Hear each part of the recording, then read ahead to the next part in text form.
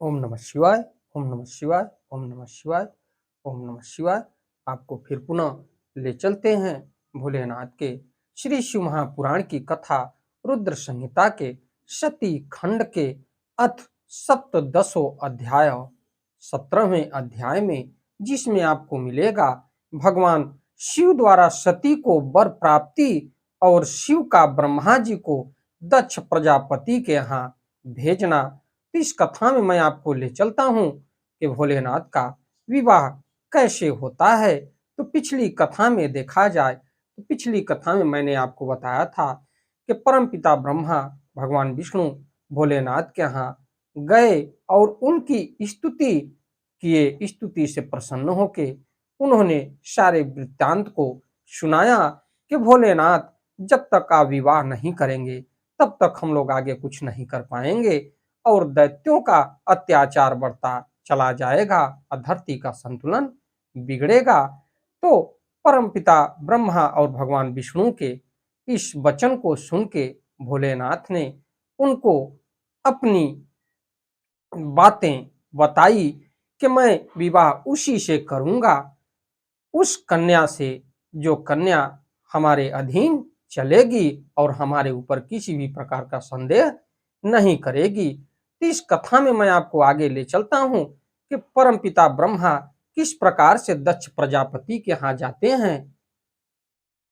माता सती का विवाह भोलेनाथ से होने के लिए दक्ष प्रजापति से किस प्रकार से वार्तालाप करते हैं, इस कथा में आपको ले चलता हूं।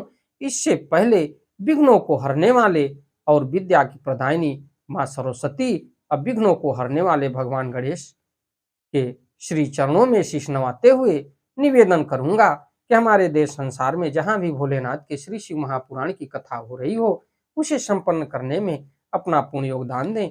उसके साथ साथ हमारे ऊपर भी अपनी कृपा बनाए रखें कि मैं अपने मुखार बिंदु से भोलेनाथ के श्री शिव महापुराण की कथा को जो भी शिव भक्त प्रेमी है उनके तक पहुंचाने का पूर्ण प्रयास करूं। तो थोड़े से ध्यान में मैं आपको ले चलता हूं उसके पश्चात कथा में। शानन्दमानन्दवने वसन्तम् आनन्दकन्दं हतपापवृन्दं वाराणसीनाथं श्रीविश्वनाथं शरणं प्रपद्ये। श्रीविश्वनाथं शरणं प्रपद्ये। श्रीविश्वनाथं शरणं प्रपद्ये। त्वमेव माता च पिता त्वमेव, त्वमेव बन्धुश्च सखा त्वमेव, त्वमेव विद्या द्रविणं त्वमेव, त्वमेव सर्वं मम देव देव। तो ओम श्री शांब शिवाय नमः, ओम श्री गणेशाय नमः। आपको संस्कृत और उसका उच्चारण हिंदी तक पहुंचाने का पूर्ण प्रयास करूंगा। तो ब्रह्मोवाच, ब्रह्मा जी बोले, इत्युक्ता सर्वदेवश्च कृता शंभोर्नुति परा शिवाच सा वरम प्राप्ता शृणु हाद्य रतो मुने अथो सती पुनः शुक्ल पक्षेष्टम्या मुपोषिता अश्विने मासी सर्वेशं पूज्यामास भक्तितः इति नंदाव्रते पुणे नवम्याम दिन भागतः तस्यास्तु ध्यानमग्न्याय प्रत्यक्षमभव दहरः सर्वांग सुंदरो गौरः पंचवक्त्र स्त्रीलोचनः चंद्रभालः प्रसन्नात्मा सती कंठस्त्व चतुर्भुजः त्रिशूल ब्रह्म कवाराभ्य यघ्रिभ्य अस्म भास्वरः स्वधूर्ण्याः विलसच्छीर्षः सकलांग मनोहरः महालावण्यधामा च कोटि चंद्र समानः कोटि स्मार समाकांति सर्वथा स्त्री प्रियाकृति। तो परमपिता ब्रह्मा कह रहे हैं कि इस प्रकार मैंने सभी देवताओं के द्वारा की गई शिव जी की उत्तम स्तुति को आपसे कह दिया। हे मुने, सती ने जिस प्रकार शिव जी से वर प्राप्त किया उसे अब आप मुझसे सुनिए। तो सती ने अश्विनी मास के शुक्ल पक्ष की अष्टमी तिथि को उपवास कर भक्ति पूर्वक सर्वेश्वर शिव जी का पूजन किया। इस प्रकार नंदा व्रत के पूर्ण हो जाने पर नवमी तिथि का कुछ भाग शेष रह गया था। उस समय ध्यान में निमग्न उन सती के सामने शिव प्रकट हो गए और वे सर्वांग सुंदर तथा गौरवर्ण के थे। उनके 5 मुख थे और प्रत्येक मुख में 3-3 नेत्र थे और भाल देश में चंद्रमा शोभा पा रहा था। उनका चित्त प्रसन्न था, उनका कंठ नीला था और उनकी 4 भुजाएं थी। उन्होंने हाथों में त्रिशूल, ब्रह्म कपाल, वर तथा अभय मुद्रा को धारण कर रखा था और भस्मामय अंग रागम से उनका शरीर उद्दासित हो रहा था। उनके मस्तक पर गंगा जी शोभा बढ़ा रही थी तथा उनके सभी अंग मनोहर थे। वे परम सौंदर्य के धाम थे। उनका मुख करोड़ों चंद्रमाओं के समान प्रकाशमान था। उनकी कांति करोड़ों कामदेवों के समान थी और उनकी आकृति स्त्रियों को प्रिय लगने वाली थी। ये परमपिता ब्रह्मा भोलेनाथ के लिए कह रहे हैं। तो प्रत्यक्ष तो हरम विच्छ सती से दृग धम प्रभु वंदे चरणों तस्य सल्लजावन तानना अथ प्राह महादेव सतीम सद व्रत धारिणी तमिच्छानपि भार्यार्थम तपस्यर्च या फलप्रद। तो उसके बाद इस प्रकार के प्रभु महादेव जी को प्रत्यक्ष देखकर सती ने लज्जा से नीचे की ओर मुख करने लगी, उनके चरणों में प्रणाम किया और तपस्या का फल प्रदान करने वाले महादेव जी उत्तम व्रत धारण करने वाली सती को पत्नी रूप में प्राप्त करने की इच्छा रखते हुए भी उनसे कहने लगे। तो महादेव उवाच, भोलेनाथ आगे क्या कर रहे हैं, क्योंकि परमपिता ब्रह्मा जी कहे कि आप जाइए, सती को ये वरदान दीजिए कि मैं आपको पत्नी रूप में स्वीकार करूंगा, तो उसके बाद मैं दक्ष प्रजापति के यहाँ जाऊंगा। तो दक्ष नंदिनी प्रीतोस्मि व्रते नानेन सुब्रते वरम वरय संध्यास्ये यत्वाभि मतम भवेत। तो महादेव जी बोले, हे दक्ष नंदिनी, मैं तुम्हारे इस व्रत से प्रसन्न हूँ। हे सुब्रते, जो तुम्हारा अभीष्ट वर हो उसे मांगो, मैं उसे प्रदान करूंगा। तो ब्रह्मवाच, ब्रह्मा जी आगे क्या कह रहे हैं इसके लिए मैं आपको ले चलता हूँ। तो जगन्न पीह तद्वामम महादेवो जगतपति जगो वरम वृष्णेश्वेति तद्वाक्य श्रवणेच्छया सा पित्रा पावसा युक्ता वक्तुम नो हृदय स्थितम ससाक सात्व भीष्टम यत्थल्लज्जा छादितम पुनः प्रेम मग्ना भवत्साति श्रुत्वा शिव वचः प्रियम तज्ञात्वा सुप्रसन्नो भूच्छकम करो भक्त वत्सलः वरम ब्रूहि प्राहेति स पुनर्द्रुतम सती भक्ति वसः शंभुरंतर्यामी शताम गति अथ त्रापम स्वाम संध्याय यदा प्राह हरम सती यथेष्टम देहि वरद वरमित्य निवारकम तदा वाक्यस्यावासान मने वेच्छ वृषध्वज भवत्वं मम भार्येति प्राहताम भक्तवत्सलः एतु छुत्वा वक्षस्तस्य साभीष्ट फल भावनम तृष्णीं तस्थै प्रमुदिता वरम प्राप्य मनोगतम सकामस्य हरस्याग्ने स्थिता सा चारुहासिनी अकरोन्निज भावाश्च हावान् काम विवर्धनान् ततो भगवान् समादाय श्रृंगाराख्यो रसस्तदा तयोश्चित्ते विवेशासु कला हावा यथोदितम तत्व्रेशात्तु देवर्षे लोकलीलानुसारिणो काप्याभिख्या तयोराशि चिच्च त्राचंद्र मा शौर्य था। तो उसके बाद ब्रह्मा जी कह रहे हैं कि जगदीश्वर महादेव ने सती को भावना को जानते हुए भी उनकी बात सुनने की इच्छा से वर मांगने के लिए कहे। ऐसा कहा, वे लज्जा के वश में हो गई और जो उनके मन में था उसे कह न सकी। उनका जो अभिष्ट था वह लज्जा से आच्छादित हो गया था।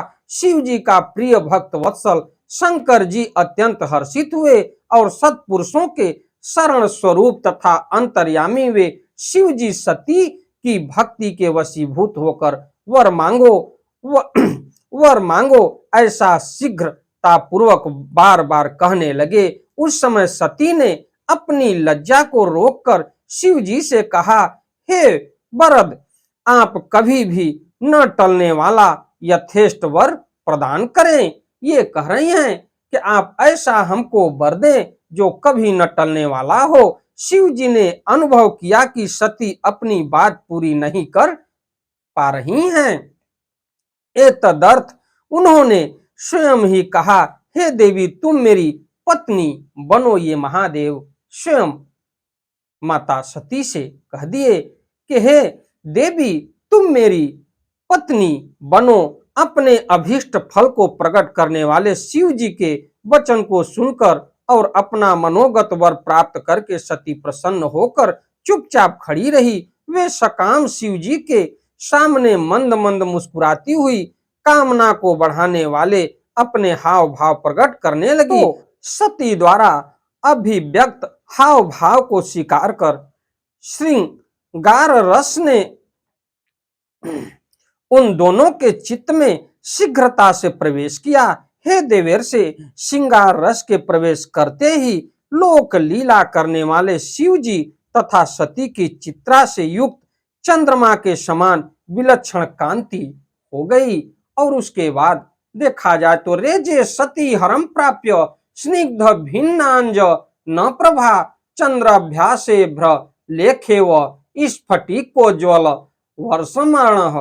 तो अथ सा तामुवाचे चेदम हरम दक्षाण यणिमुहु सुप्रसन्ना करो बध्वा नत का भक्त वत्सलम। तो काले तथा चिकने अंजन के समान कांति वाली सती स्फटिक मणि के सदृश कांति युक्त उन शिव जी को प्राप्त कर इस प्रकार शोभित हुई, जिस प्रकार अभ्रलेखा में घटा चंद्रमा को प्राप्त कर शोभित होता है। तदंतर दक्ष कन्या सती अत्यंत प्रसन्न होकर दोनों हाथों को जोड़कर भक्त वत्सल भगवान शिव जी से विनम्रता पूर्वक कहने लगी। तो माता सती क्या कह रही हैं, इसके लिए मैं आपको आगे ले चलता हूं। तो सत्युवाच, सती बोली, देव देव महादेव विवाह विधिना प्रभो पितुर्मे गोचरी कृत्या माम गृहाण जगतपते। तो हे देव देव, हे महादेव, हे प्रभु, हे जगतपते, आप मेरे पिता के समक्ष वैवाहिक विधि से मुझे ग्रहण कीजिए। तो आगे परमपिता ब्रह्मा क्या कह रहे हैं, इसके लिए मैं आपको आगे ले चलता हूं। एवं सती वचः श्रुत्वा महेशो भक्त वत्सलः तथा स्थित्वति वचः प्राह निरीक्ष्य प्रेमतश्च ताम दक्षायाम्यपि तम नत्वा शंभुं विज्ञाप्य भक्तितः प्राप्ताज्ञा मातुरभ्या सम गामो हम दान्विता हरोपि हिम वत्प्रस्थम प्रविश्य च निजाश्रमं दक्षायणी वियोगादय कृच्छहं ध्यान परोभवत समाधाय मनः शंभु लौकिकीं प्रति गति माश्रितः चिंतयामास देवेर्षे मनसा माम वृषभध्वजः ततः सचिंत्यामा नोहम महेशेन त्रिशूलिना पुरस्तात् प्राप्य विषक्तूर्ण हर सिद्धि प्रचोदितः यत्रासो हिमवत्प्रास्थे तदि योगी हर स्थितः सरस्वती युक्तास्तात तत्रैव समुपस्थितः सरस्वती युतं माम च देवेर्षे वीक्ष्य स प्रभु उत्सुकः प्रेम बद्धश्च सत्या शंभुर वाचः। तो ब्रह्मा जी बोले, हे नारद, इस प्रकार सती की बात सुनकर भक्त वत्सल महादेव जी ने प्रेम पूर्वक उनकी ओर देखकर यह वचन कहा, ऐसा ही होगा। तब दक्ष कन्या सती भी उन शिवजी को प्रणाम करके भक्ति पूर्वक विदा मांगकर और पुनः उनकी आज्ञा प्राप्त करके मोह और आनंद से युक्त हो अपनी माता के पास चली गई। शिव जी भी हिमालय के शिखर पर अपने आश्रम में प्रवेश करके दक्ष कन्या सती के वियोग के कारण बड़ी कठिनाई से ध्यान में तत्पर हो सके। देवर से मन को एकाग्र करके लौकिक गति का आश्रय लेकर वृषभ ध्वज शंकर ने मन ही मन मेरा स्मरण किया।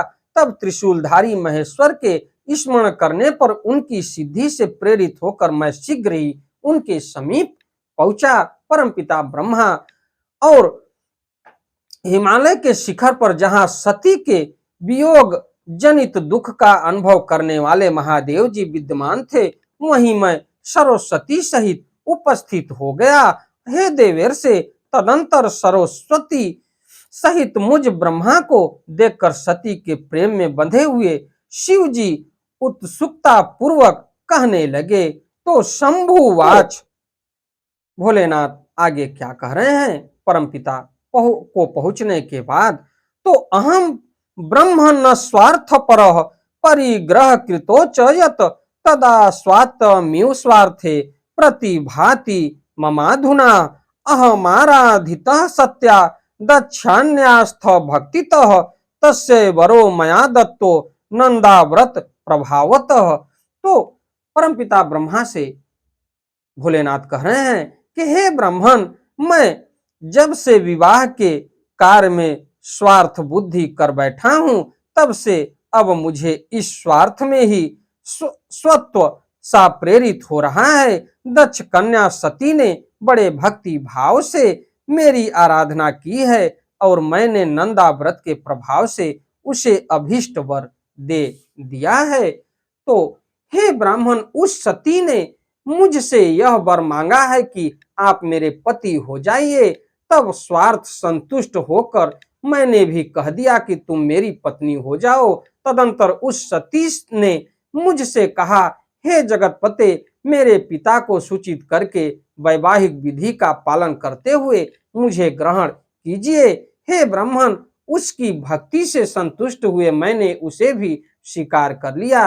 हे विधे, इस प्रकार वर प्राप्त कर सती अपनी माता के पास चली गई और मैं यहाँ चला आया। इसी के साथ मैं अपनी वाणी को विराम देता हूँ। हमारी वीडियो, हमारी कथा आपको अच्छी लगे तो वीडियो को लाइक करिए, शेयर करिए, चैनल को सब्सक्राइब करिए, बेल आइकन दबाना न भूलिए, जिससे हमारी कोई भी महत्वपूर्ण धार्मिक वीडियो आप तक शीघ्र पहुंचे। आपका दिन मंगलमय हो। अंधविश्वास से दूर रहते हुए भोलेनाथ के श्री चरणों में समर्पित होइए। चलते चलते एक बार प्रेम से बोलिए ओम नमः शिवाय, ओम नमः शिवाय, ओम नमः शिवाय,